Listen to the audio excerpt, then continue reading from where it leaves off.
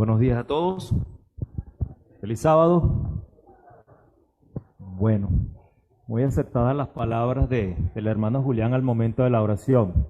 Mientras podamos reunirnos, utilizó una palabra clave. Todavía. Y llegará el momento que eso no será posible. Así que cada día debemos prepararnos para este momento. Tintero de escribano para elegir. Antes que nada, debemos comprender algo. Todo es espiritual. Esta lucha que todos tenemos es netamente espiritual y por eso mucha gente no la comprende y por eso a veces hasta nos tildan de locos, como dice el apóstol Pablo. Estas cosas el mundo no las entiende porque para ellos, ¿qué es? Locura. Y en Efesios, él ratifica algo, dice, porque no tenemos lucha contra sangre ni carne. Entonces, nosotros debemos llevar estas situaciones a una esfera superior. Debemos comprender que el tema básico universal es un tema de adoración. Es un tema en el que hay alguien que merece la adoración y hay otro ser que se quiere imputar una adoración que no le corresponde. ¿Por qué? Porque ese ser, al igual que todos, es criatura. ¿Y qué es una criatura? Exactamente, la criatura es un ser creado. Tengan todos sus Biblias a la mano que la vamos a utilizar unas cuantas veces hoy.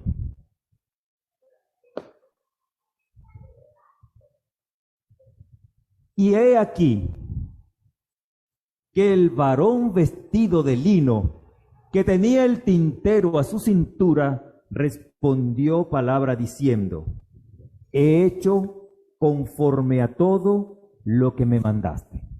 Ubiquémonos en Ezequiel capítulo 9 y verso 11.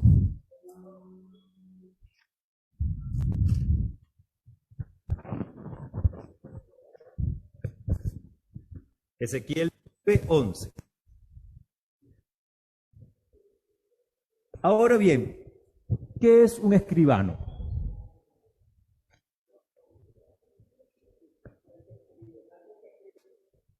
Exacto. Es la etimología básica de la palabra. Sin embargo, el diccionario de la Academia de la Lengua nos dice que es una persona que por oficio público está autorizada para dar fe de una escritura y demás actos que pasan ante él. Lo más que podemos emular esto es un notario hoy día. Un escribano es como un notario. Antiguamente se le llamaba escribano al que por oficio público estaba autorizado para dar fe de las escrituras y demás actos que se desarrollaban ante él, en su presencia. Es como decir, diríamos, un ministro de fe. Alguien que lo que dice se le cree.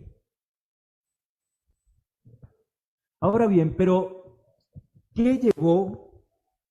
Porque dice, he hecho conforme a todo lo que me mandaste. Evaluemos bien este punto. He hecho conforme a lo que me mandaste. Vamos a irnos un momento a la historia del pueblo de Israel. Todos sabemos que cuando el Señor le dio la tierra de Canaán, ¿cuántas tribus eran? ¿Cuántas? Eso, Joseph. Eran 12 tribus. Y todas estas 12 tribus constituían ¿qué? El reino, la nación de Israel, ¿ok? La nación hebrea. Al pasar del tiempo, el pueblo pide rey y se le otorga como rey ¿a quién? Primer rey de Israel, historia bíblica. Saúl. ¿Cuántos años gobernó Saúl? 40 años. Vuelve Saúl, hace lo malo ante los ojos de Dios. ¿Y quién viene a reinar por Saúl? David. ¿Cuántos años reina David? 40 años más. Después que muere David, ¿quién toma el trono? Salomón. Cuando Salomón deja el trono, ¿qué ocurre en el pueblo? Hay una división. Eso, los niños están hoy activos, eso es bueno.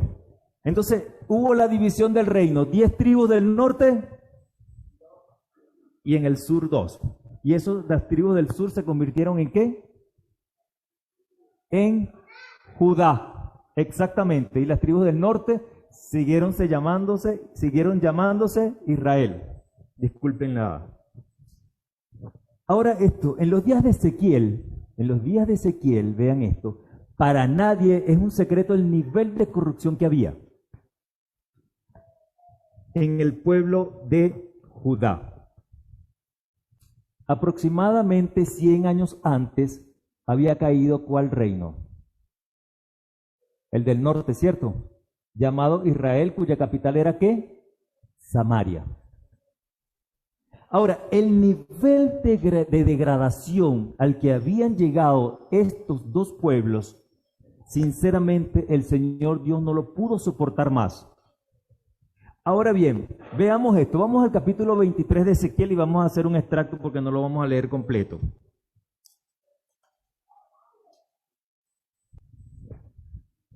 Ezequiel capítulo 23, versos del 1 al 5. Vamos a este preámbulo y vamos a ir viendo hasta dónde vamos a llegar. Veamos, el Señor me dirigió palabra. Hijo de hombre, te cuento que había 2 mujeres, hijas de una misma madre. Desde jóvenes se dejaban tocar. En Egipto se prostituyeron y dejaron que las acariciaran. La mayor se llamaba ¿qué? Aholá. La mayor se llamaba Aholá y la menor se llamaba Aholibá. Me uní a ellas y me dieron hijos e hijas. Ahora fíjese, Aholá representa ¿a quién? A Samaria, el reino del norte. ¿Y a Aholibá qué representa? A Judá, el reino del sur, a Jerusalén. Ahora lleguemos, vean este detalle. Llegó un nivel, si el versículo del capítulo lo pueden leer después completo, es bastante explícito. Tal fue la degradación de estas dos regiones que Jeremías, también contemporáneo con Ezequiel, que denunció la corrupción en el pueblo de Judá. Vamos a Jeremías capítulo 2.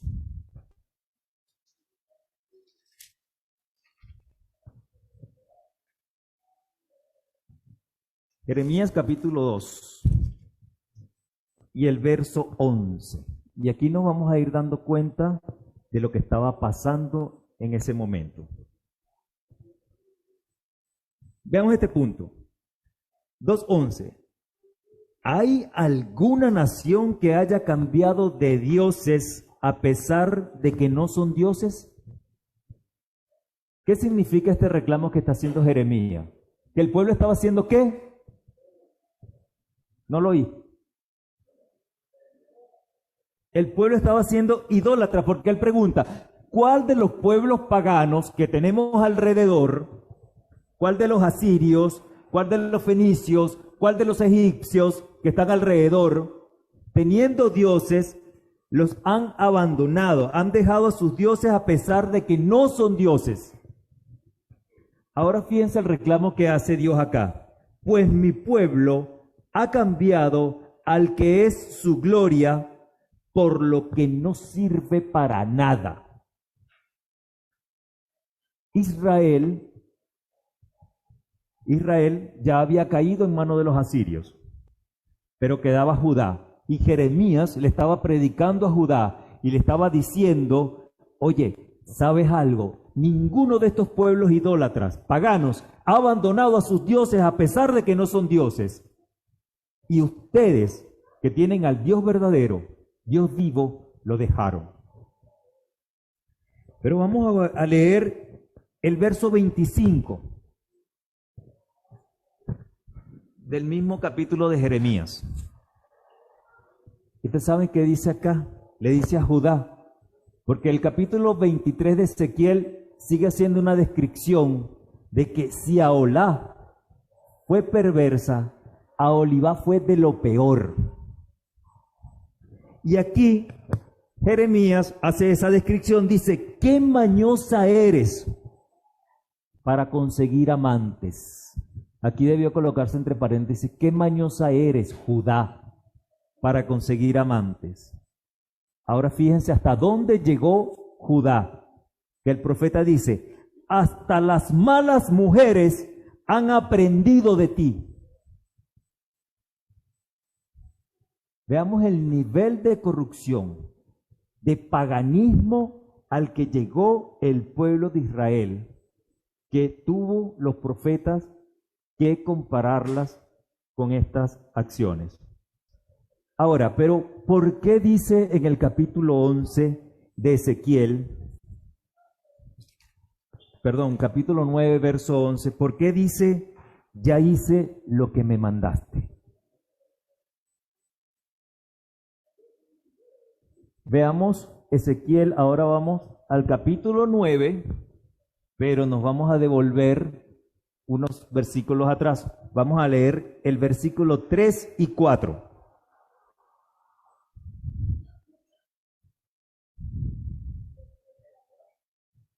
Ezequiel capítulo 9, versículo 3 y 4.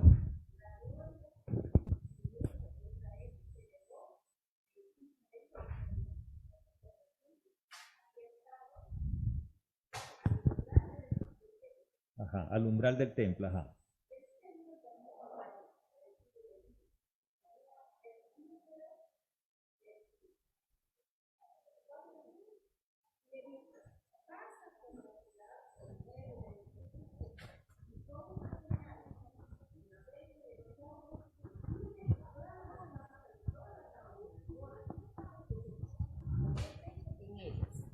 Hasta ahí. Perfecto, entonces acá nos dice que el Señor abandonó la gloria del templo y se posó en el umbral. El umbral es exactamente la entrada. Y ahí le dijo a uno vestido de lino que tenía el tintero de escribano, recorre la ciudad de Jerusalén y coloca ¿qué? Una señal. A todos los que ¿qué? Los que gimen, claman. Pero gimen y claman ¿por qué? Por las abominaciones que se estaban cometiendo. Personas que al ver las cosas que se estaban haciendo no estuvieron de acuerdo. Personas que al ver que se estaban adorando otros dioses no estuvieron de acuerdo. Y personas que no estaban, no eran complacientes a los delitos que se estaban cometiendo. Entonces acá vemos qué era lo que se iba a colocar en las frentes y cuál era el principal delito que para los ojos de Dios fue la mayor y más grande de las abominaciones. Idolatría me dijeron. Otra. ¿Cuál fue? ¿Cuál fue la mayor y más grande abominación que cometió el pueblo?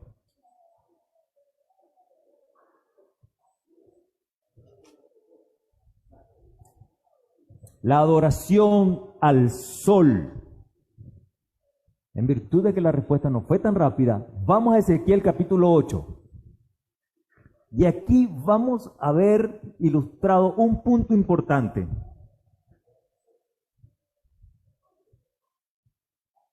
El Señor lleva a Ezequiel en visión y le dice, en el atrio, en el muro había un agujero. Entonces me dijo, hijo de hombre, agranda el agujero del muro. Yo lo agrandé el agujero del muro y me encontré con una puerta. Dios me dijo, entra y observa las abominaciones que allí cometen. Yo entré, dice Ezequiel, y a lo largo del muro vi pinturas de todo tipo, figuras de reptiles y de otros animales repugnantes, y de todos los malolientes ídolos de Israel. 70 jefes israelitas estaban de pie frente a los ídolos. Ahora bien, el profeta se escandaliza y le dice, Señor, ¿cómo es esto? Y el Señor le dice, cosas peores verás. Luego me llevó a la entrada del templo, ubiquémonos en el verso 14, a la puerta que da al norte. Allí estaban unas mujeres sentadas y lloraban por el dios Tamuz. Entonces Dios me dijo, hijo de hombre, ¿ves esto? Pues aún las verás cometer mayores atrocidades. Imagínense el concepto que nosotros podemos tener hoy de la idolatría con respecto a las personas que adoran imágenes. Ahora, fíjense que dice, la verás cometer mayores atrocidades. Y me llevó al interior del templo, a la entrada del templo entre el vestíbulo y el altar. Había unos que, estamos en el versículo 16, unos 25 varones que estaban mirando hacia el oriente y adoraban ¿a quién? Y adoraban al sol. En las explicaciones que hemos dado del santuario, cuando hemos estudiado el santuario, ¿hacia dónde puso el Señor la puerta del santuario? ¿Hacia dónde? Al unísono, hermanos. Esto es fe adventista. El santuario es fe adventista y eso lo debemos responder así. ¿Hacia dónde colocó la puerta del santuario? Hacia el oriente. ¿Motivo por qué? ¿Por qué? Por el oriente sale el sol. Y al colocar la puerta hacia el oriente, ¿qué hacía el que entraba al santuario? Eso significaba que no reverenciaba a los dioses que estaban alrededor del pueblo y que por costumbre adoraban al sol. ¿Estamos claros ahí? La próxima vez que se pregunte hacia dónde estaba la puerta del oriente, a la puerta del santuario, ¿hacia dónde estaba? Hacia el oriente. Les di la respuesta en la misma pregunta. Ok, pero veamos entonces este punto. Ya sabemos que le dijo que a todo aquel que no estuviera participando de las abominaciones del pueblo, le debía colocar una señal. Pero, ¿cuál era la señal? Debía colocársele una señal, algo que indicara que estas personas no estaban de acuerdo con lo que estaba ocurriendo en el pueblo de Judá. Ya era Judá. Vamos a buscar una cita infalible. Éxodo capítulo 31.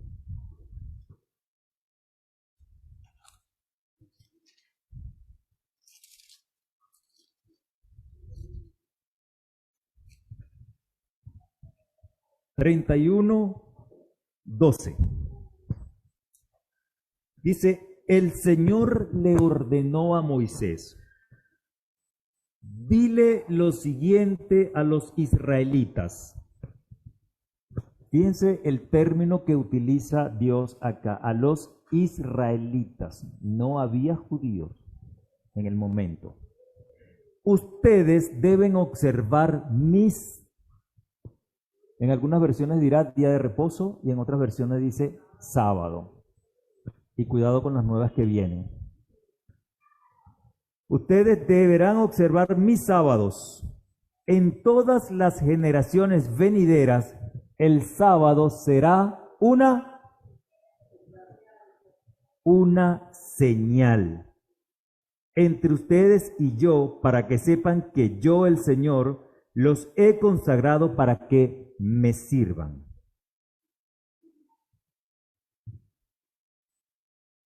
Durante 6 días se podrá trabajar, pero el día séptimo, sábado, será de reposo. ¿Cierto? Vamos al 16.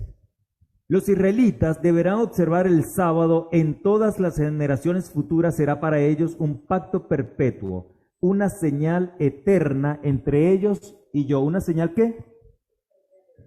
Eterna. ¿Qué significa? Para siempre.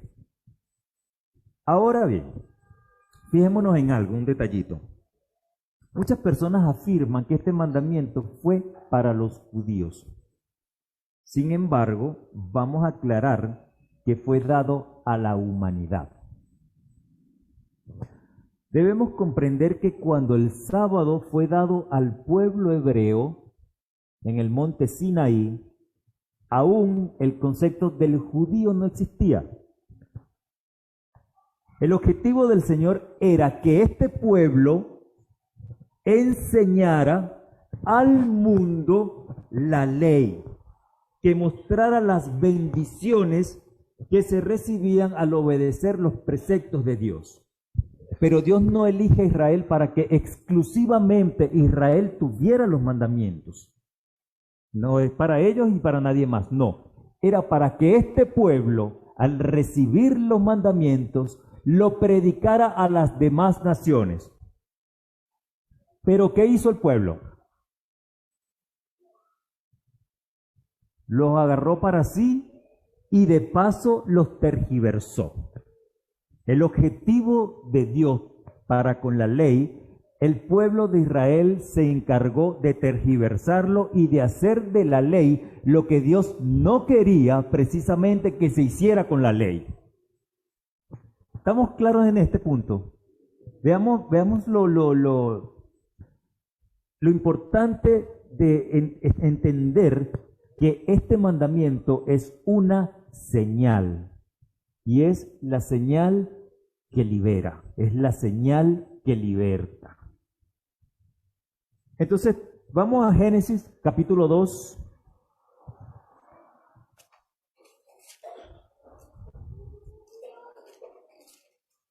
Génesis capítulo 2. Ahora, como dije al principio, esto se comprende netamente desde la parte espiritual. Mucha gente no entiende esto porque no lo asume. ¿Por qué? Porque el enemigo se ha encargado de regar por el mundo que los mandamientos fueron ¿para quién? Para los judíos. Ni siquiera dice para los hebreos o para los israelitas. No, para los judíos específicamente. Ahora vamos a Génesis capítulo 2, verso 1. Dice el verso 1. Así quedaron acabados los cielos y la tierra, y todo lo que hay en ellos. Nosotros creemos firmemente en la creación, en que Dios hizo la tierra, el firmamento, ¿en cuántos días? 6 días literales. ¿Ok? Cuidado con teorías extrañas que andan por ahí, diciendo que un día equivalía a 10.000 años, que un día equivalía a cualquier cantidad de años, y que según la fase evolucionista creacionista, no.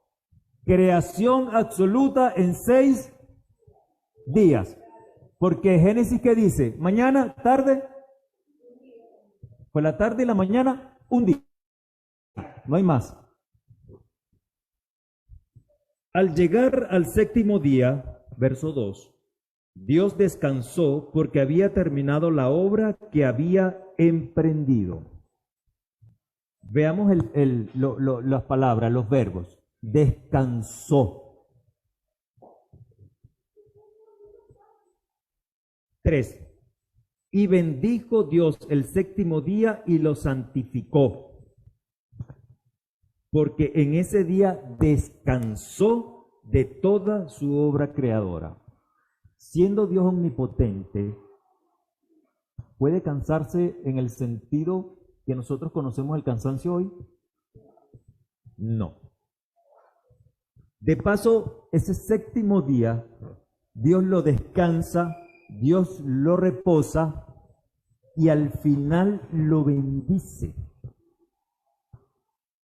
y lo aparta, lo santifica, lo deja apartado. Ahora pregunto yo, en Génesis capítulo 2, verso 1 al 3, ¿existían los hebreos? ¿Existían los israelitas? ¿Existían los judíos? Entonces, ¿qué existía acá? ¿Un concepto de qué? De humanidad. ¿Ok? Así que, ¿qué ocurre acá? ¿El sábado fue dado a quién?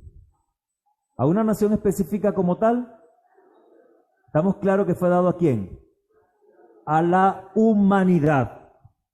Entonces, debemos nosotros tener la certeza cuando nos dicen que no, que el sábado es para los judíos, primero entender y comprender cabalmente qué es judío, qué es israelita, qué es hebreo. Y así nosotros podemos diferenciar y podemos defender la señal de Dios. ¿Cuál es la señal de Dios? El sábado. Pero aquí ocurrió algo muy particular.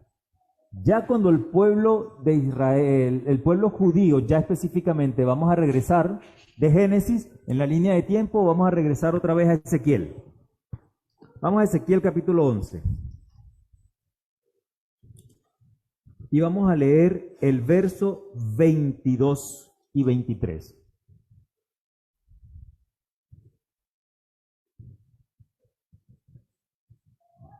Dice Ezequiel 11, 22 y 23. Qué bonito se escuchan las hojas de la Biblia así cuando están. Los querubines desplegaron sus alas. Las ruedas estaban junto a ellos y la gloria del Dios de Israel estaba por encima de ellos. Veamos algo. La gloria del Señor se elevó de en medio de la ciudad y se detuvo sobre el cerro que está al oriente de Jerusalén.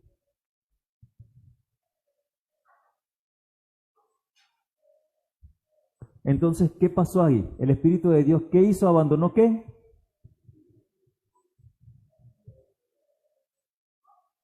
Abandonó la ciudad. ¿Y dónde se detuvo? ¿Cuál es el cerro que está al oriente de Jerusalén?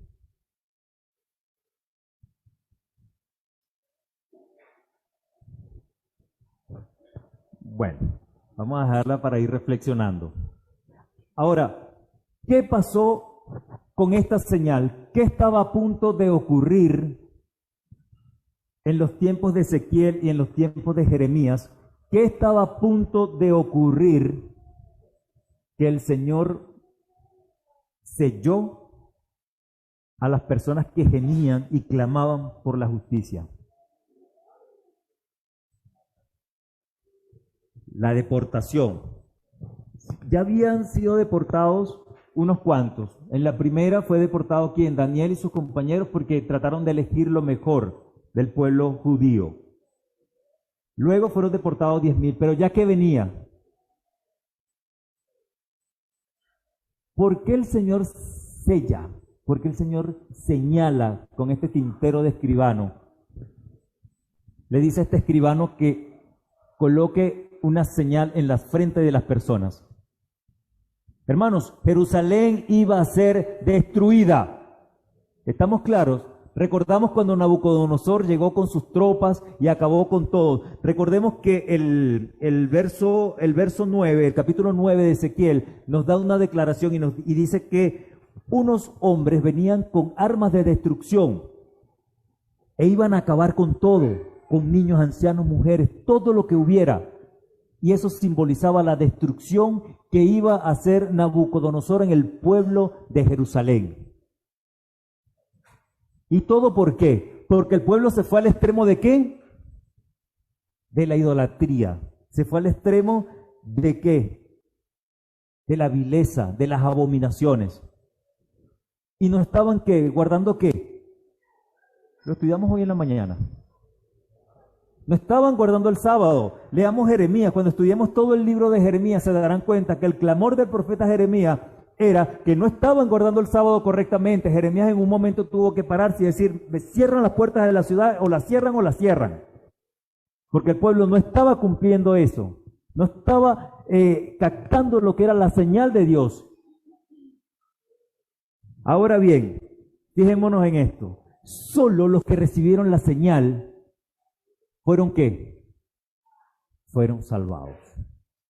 Los que tenían la señal fueron salvados de esa destrucción. El sábado siempre a través de la historia ha sido mal interpretado. Ahora, fíjense, hagamos una línea de tiempo y ahora vamos a la época de Jesús.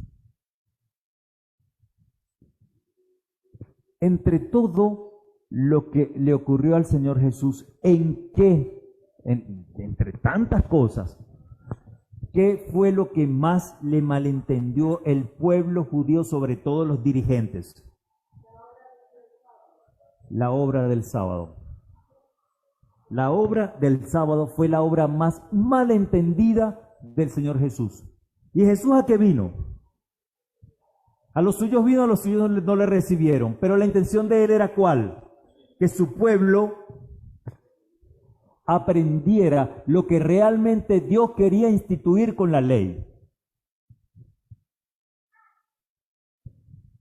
Y entonces, el problema de que Jesús predicara, no matarás, eso era completamente normal. No matar está establecido en todas las culturas.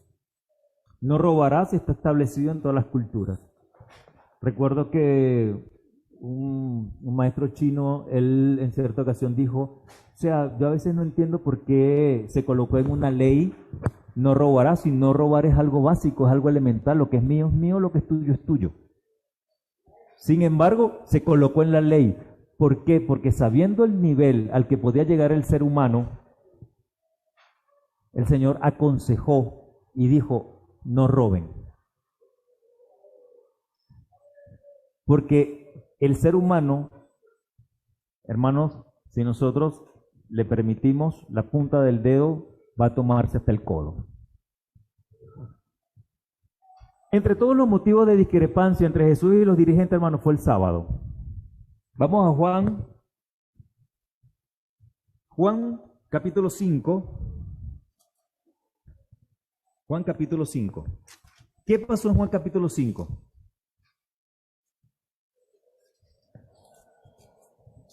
Resumamos. Juan capítulo 5, Jesús se acerca al estanque ¿de dónde? De Betesda. Había un hombre que tenía ¿cuántos años? 38 años allí. ¿Qué día era? Sábado. Jesús, dentro de todas las observaciones que hacía, decía, ¿es lícito hacer qué? ¿Bien o mal el sábado? Bien. Y Jesús se acerca al hombre y le dice, oye, pero ¿no te gustaría curarte? ¿Y qué le dice el hombre? Cada vez que se mueve el estanque alguien entra antes que yo. Le hizo, ¿qué le dijo Jesús? ¿Toma qué? Toma tu lecho, en alguna versión dice, toma tu camilla, toma tu cama y anda. ¿Y qué pasó cuando los fariseos lo vieron a este hombre con la camilla? Recordemos, no te es lícito. No te es lícito cargar esa camilla. ¿Y qué le dijo el hombre? ¿Saben qué? El que me sanó me dijo, toma tu lecho y anda. O sea, que ¿quiénes son ustedes? ¿Bien? El que me sanó, yo tenía 38 años tirado en el piso, recibiendo polvo, barro, basura, todo, humillaciones, desprecio de todo el mundo. Y el que me sanó, el que tuvo la valentía de sanarme, me dijo, toma tu lecho y anda. ¿Quién eres tú, fariseo, para decirme eso? Ya la camilla no le servía, de todas formas. Pero, sin embargo, la intención era sacarla. Vamos a Lucas capítulo 13, verso 10.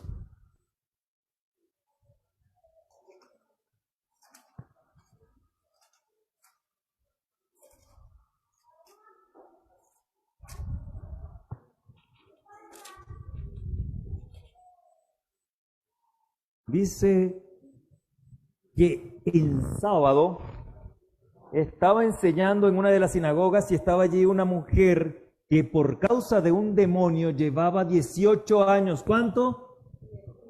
18 años, un cuarto de vida podría decirse, para la fecha ahora. Andaba encorvada y de ningún modo podía enderezarse. Cuando Jesús la llamó y le dijo, mujer, quedas libre de tu enfermedad. Al mismo tiempo puso las manos sobre ella y al instante la mujer se enderezó y empezó a alabar a Dios.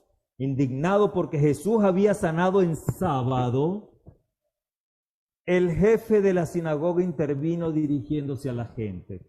Ay, el presuncioso jefe de la sinagoga. Hay 6 días en que se puede trabajar. Así que vengan esos días para ser sanados y no el sábado. ¿Qué le dijo Jesús? Palabra clave. Hipócritas. ¿Acaso no desata cada uno de ustedes su buey o su burro en sábado y lo saca del establo para llevarlo a tomar agua? O sea, esta mujer tiene una joroba de 18 años y ustedes me dicen que no me es lícito trabajar en sábado. ¿Y quién dijo, diría el Señor Jesús, quién le dijo a ustedes que yo estoy cobrando? ¿No? ¿Quién le dijo a ustedes que yo estoy cobrando como para que utilicen el verbo trabajar? Quien trabaja cobra, ¿cierto? ¿Cierto? Ok. Entonces, le dice hipócritas. No puedo sanar a esta mujer, pero ustedes sí pueden sacar sus burros, sus bueyes, sus ovejas a tomar agua porque eso sí les reporta dinero. Los animales reportaban dinero para el pueblo judío. Entiéndanlo bien. Vamos a Lucas capítulo 6 y verso 6. Ya Jesús conocía las intenciones de esta gente hipócrita.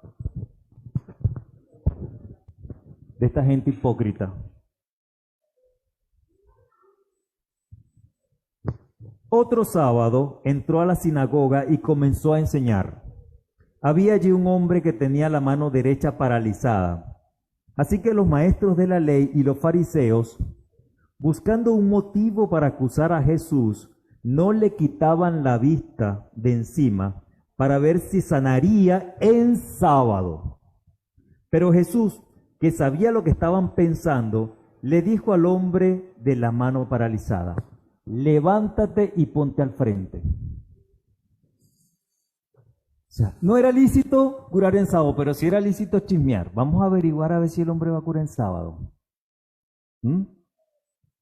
No era lícito sanar o sacar un demonio en sábado, pero sí era lícito criticar y acusar. Así que el hombre se puso de pie, entonces Jesús le dijo, voy a hacerles una pregunta. ¿Qué está permitido hacer en sábado? ¿Hacer el bien o el mal? ¿Salvar una vida o destruirla? ¿Qué es lícito? ¿Por qué? Porque ya ellos estaban planificando ¿qué? Vamos a hablar claro. Ya estaban planificando matar a Jesús. Y Él les dice, ¿qué es lícito? ¿Qué es mejor? ¿Sanar a una persona o tener en la mente ya planificado un homicidio en sábado? ¿Qué es bueno? ¿Ayudar a la persona o criticar? ¿Qué es bueno? ¿Ayudar a una persona en sábado o juzgar o buscar el primer momento para juzgar a las personas? Entonces, el espíritu real de la ley, el espíritu real del sábado no se estaba cumpliendo. ¿Por qué? El pueblo primero estuvieron ¿en qué? ¿En el lado de qué? De la abominación, de la apostasía. ¿Y después a qué lado se fueron? Hermanos, digámoslo con gusto, se fueron al lado del fanatismo, del extremismo, del lado que era precisamente los dos extremos que Dios no quería. Y a eso vino Jesús, a equilibrar esos extremos.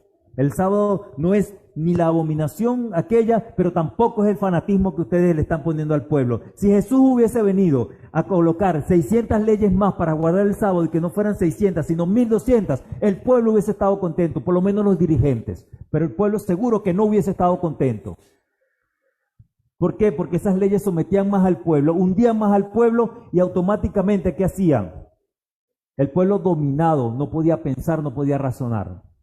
No podía obtener la libertad que Jesús vino a otorgarles. Tengamos cuidado nosotros.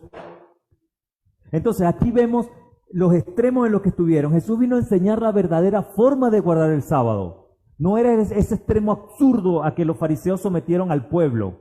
Que llegó el momento que les dijo, ustedes diezman de la mente y todo, pero la esencia real en el corazón no la tienen.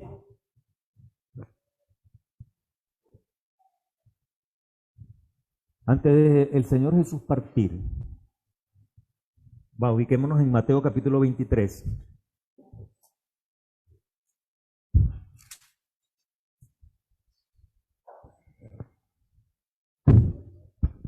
Perdón. Ya fue lo que diríamos en perfecto castellano popular, el acabose. Él se terminó todo. Y el Señor Jesús llegó el momento que le tuvo que decir a los fariseos lo que se merecían. Aquí vemos Mateo 23 a partir del verso 13. Hermanos, estos puntos de los fariseos, estos ayes, debemos verlos muy bien y debemos meditarlos muy bien. No vaya a ser que alguno de estos ayes nos caiga a nosotros. Cuidado con las cargas que pretendemos poner a los demás o ponernos a nosotros mismos. Recuerdo que hace muchos años unos niños estaban riendo y disfrutando en el sábado, estaban en el patio de la iglesia. Y sale un hermano y le dice, pero bueno, niños, ya dejen la bulla, dejen. Y no sé por qué, pero esa costumbre que tengo de no quedarme tranquilo, le digo, hermano, pero ¿cuál es el problema si los niños están disfrutando en el sábado? ¿En qué otro día van a disfrutar? ¿Qué otro día es para reírse? ¿Qué otro día tienen para deleitarse? Yo pienso que Dios se alegra más de esta risa de los niños el sábado que de nuestro fanatismo.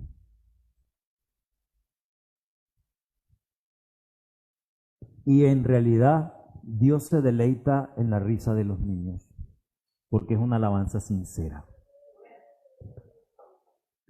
Ayes a los fariseos, ay de ustedes, maestros de la ley y fariseos, hipócritas, les cierran a los demás el reino de los cielos y ni entran ustedes ni dejan entrar a los demás. Ay de ustedes, maestros de la ley, fariseos, hipócritas, y se los recalca. Recorren tierra y mar para ganar un solo adepto, y cuando lo han logrado, lo hacen 2 veces más merecedor del infierno que ustedes. Entendamos, profundicemos acá y naveguemos en el texto, no lo veamos por encima. Veamos el espíritu de esto. Hay de ustedes, guías ciegos, que dicen, si alguien jura por el templo no significa nada, pero si jura por el oro del templo, queda obligado por su juramento.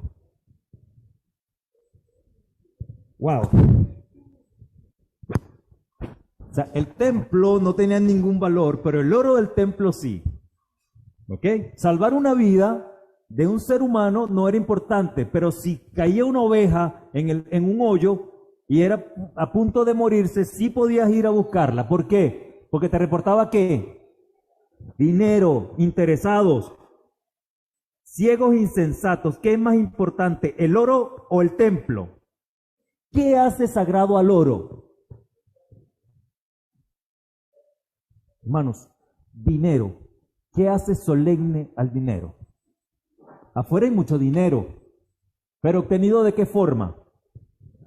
Para meditar. Ay de ustedes, maestros de la ley, fariseos hipócritas, dan la 10ª parte de sus especias, la menta, el anís y el comino, pero han descuidado los asuntos más importantes de la ley, tales como que la justicia, la misericordia y la fidelidad. Ay de ustedes, maestros de la ley y fariseos hipócritas. Limpian el exterior del vaso y del plato, pero por dentro están llenos de robo y de desenfreno. Fariseos ciego, limpia primero por dentro el vaso y el plato. Ay de ustedes, dice el 27, maestros de la ley, fariseos hipócritas, que son como sepulcros blanqueados. Por fuera lucen hermosos, pero por dentro están llenos de huesos, de muertos y de podredumbre. Así también ustedes por fuera dan la impresión de ser justos, pero por dentro están llenos de hipocresía y de maldad. Hay ustedes que se molestan y se enojan porque una persona es sanada en sábado, pero ¿qué sucede? Pero sí tienen permiso para planificar, para juzgar, para criticar y para condenar a muerte a un hombre en el día de reposo. Para el tiempo final, exactamente después de esto, Jesús abandona el templo. ¿Y se acuerdan de Ezequiel cuando la gloria del Señor abandonó el templo y se posó en el cerro que está ¿dónde? Al oriente de Jerusalén.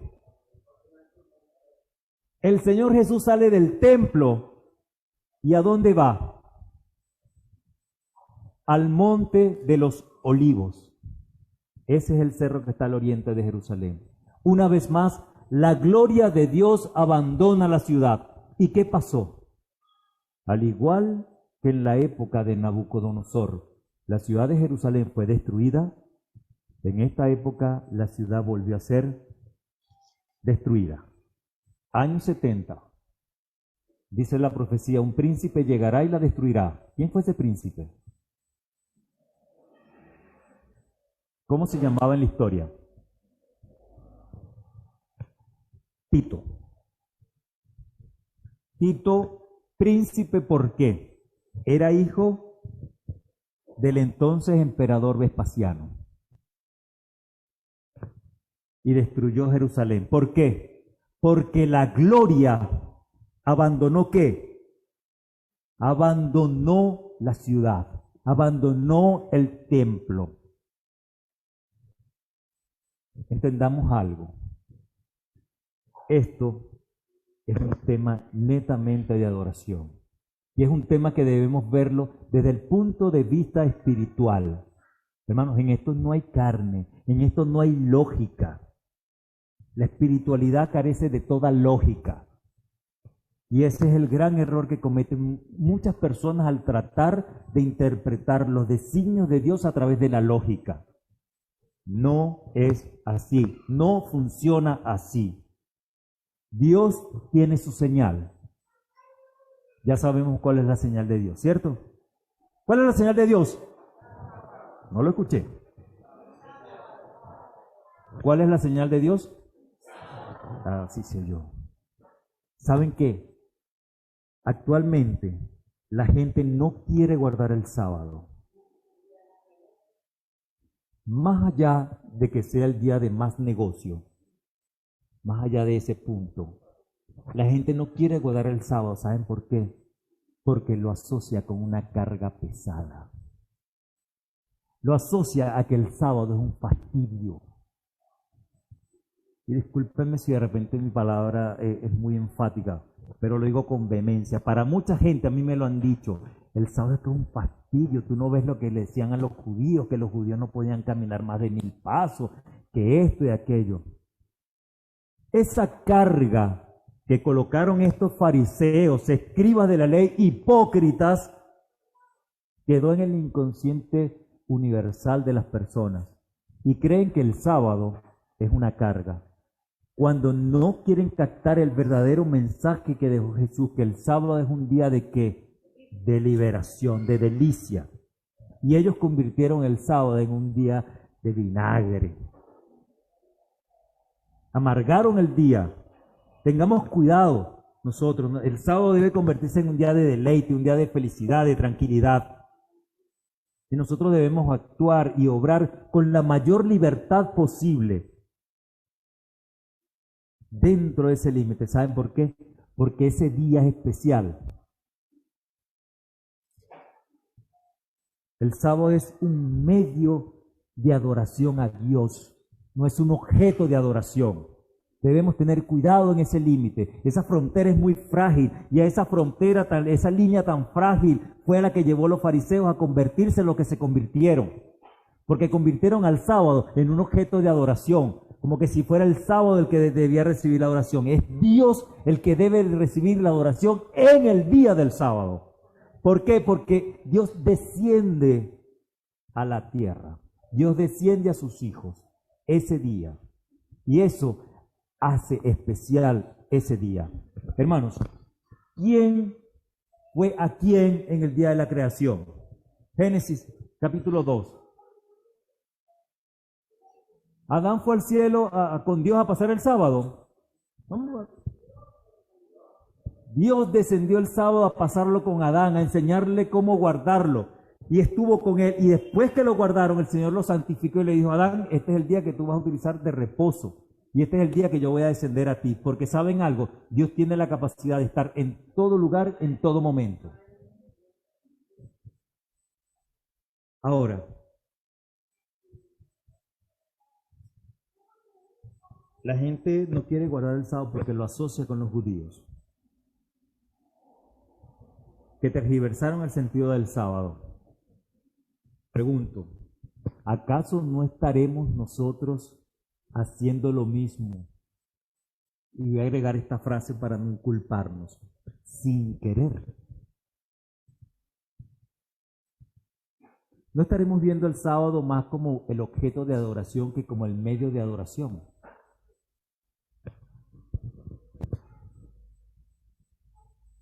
El error al guardar el sábado, no se crean que los fariseos, porque estaban guardando como lo estaban guardando, era la forma correcta.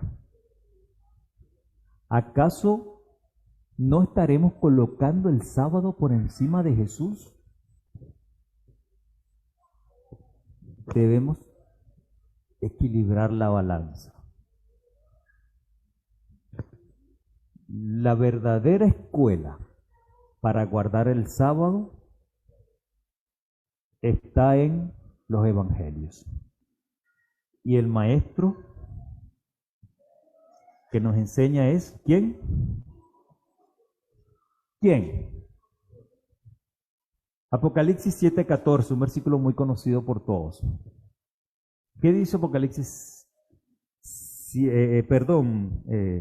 Apocalipsis 7:14.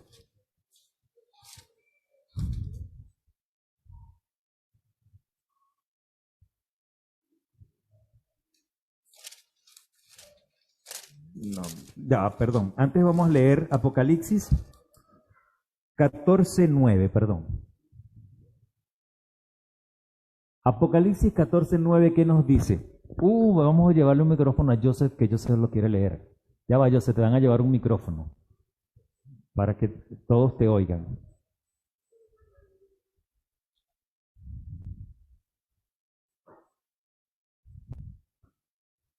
Los niños estuvieron activos hoy. Joseph va a leer Apocalipsis 14:9. Y subieron sobre la anchura de la tierra y rodearon el campamento de los santos y la ciudad amada. Ya va. Apocalipsis 14:9. Apocalipsis 14:9.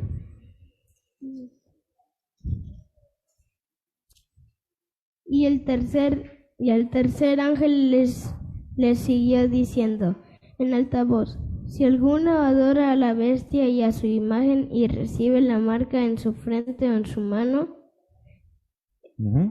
El otro, el 10. Él también beberá el vino de la ira de Dios, el cual es vaciado puro en el cáliz. en el cáliz de su ira y será atormentado con fuego y azufre delante de los santos ángeles y delante del Cordero. El Señor tiene una señal, el enemigo tiene una marca. Si alguno adora a la bestia de su imagen y se deja poner la marca en la frente, hay consecuencias. Nosotros estamos claros, tenemos una señal de Dios. Se llama día de reposo, día sábado. Y la lucha no va a ser fácil. Ténganlo claro, ténganlo presente. Ya la presión social es grande. Ya se están hablando de horarios en las empresas, se están hablando de horarios casi que obligatorios para el día sábado. La distribución de los tiempos los están haciendo exclusivamente para tener mayor control. Entiéndase, hermanos, quieren controlar. Ya el dinero efectivo está desapareciendo. Y al desaparecer el dinero efectivo perdemos libertad.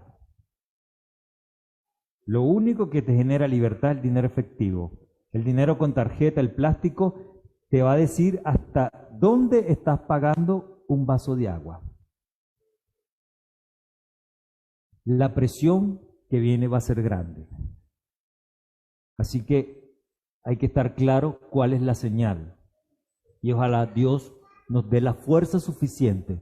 Ojalá Dios nos coloque en el lugar y nos dé el valor necesario, porque la presión no va a ser fácil. Sepan y entiendan. Hay gente que, al igual que los fariseos y los escribas hipócritas, están planificando actualmente cómo destruir a quienes les obstaculicen sus planes. Cuando se levante una nación, cuando se levante un remanente, cuando se levante un grupo que no cumple sus caprichos, cuando se levante un grupo que dice, no permito que mi hijo lo vistas de niña en un colegio. Cuando nos opongamos a eso, vamos a recibir discrepancias. No piensen que va a ser sencillo. No estamos gimiendo realmente con las cosas que están pasando. Estamos conformándonos con lo que está pasando. Vemos las situaciones y nos hacemos los indiferentes. A veces debemos aprender a meternos en problemas. ¿O es que ustedes creen que Jeremías no se metió en problemas? A veces, en vez de estar pensando en cosas raras, pensemos en lo que está pasando en el mundo ahorita. Los jóvenes cómo están cayendo en la droga. Los jóvenes cómo están cayendo en estas libertades de género. Eso hay que reportarlo, hay que gemir por eso. Más allá de preocuparme por X o por Y. Nuestros jóvenes. Estamos hablando con nuestros jóvenes.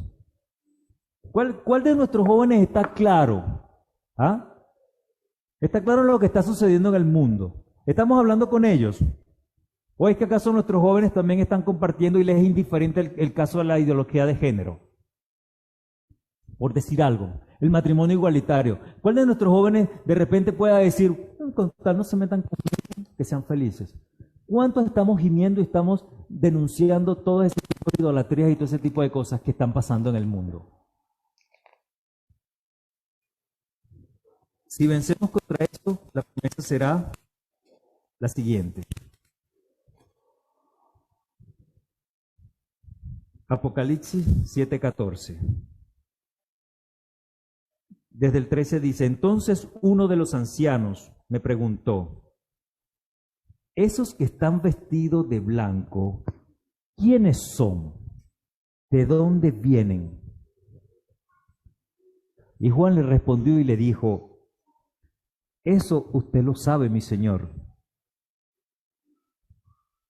Y él me dijo, aquellos que están saliendo de la gran tribulación. ¿De la gran qué? ¿Quién me da un pequeño concepto de tribulación? Conflicto, discrepancia, lucha. Lo último no va a ser fácil. A lo mejor muchos de nosotros no nos vamos a mantener firmes. A lo mejor mucho de lo que estamos hablando hoy, de que daremos nuestra vida si fuera necesario, de que si esto, a lo mejor no estaremos tan valientes ese día. Pidamos a Dios que sí. Pero el apóstol Pablo fue claro cuando dijo, aquel que esté firme, mire, que no caiga. Muchos hombres en la Edad Media fueron firmes y valientes. Hubo otros que claudicaron, aunque después recibieron la valentía necesaria para enfrentar las situaciones. Dice, aquellos son los que están saliendo de la gran tribulación. Han lavado y blanqueado sus túnicas en la sangre del Cordero. Por eso están delante del trono de Dios. Son los que tienen la señal, los que obedecieron a Dios y son los merecedores de su gloria. Amén.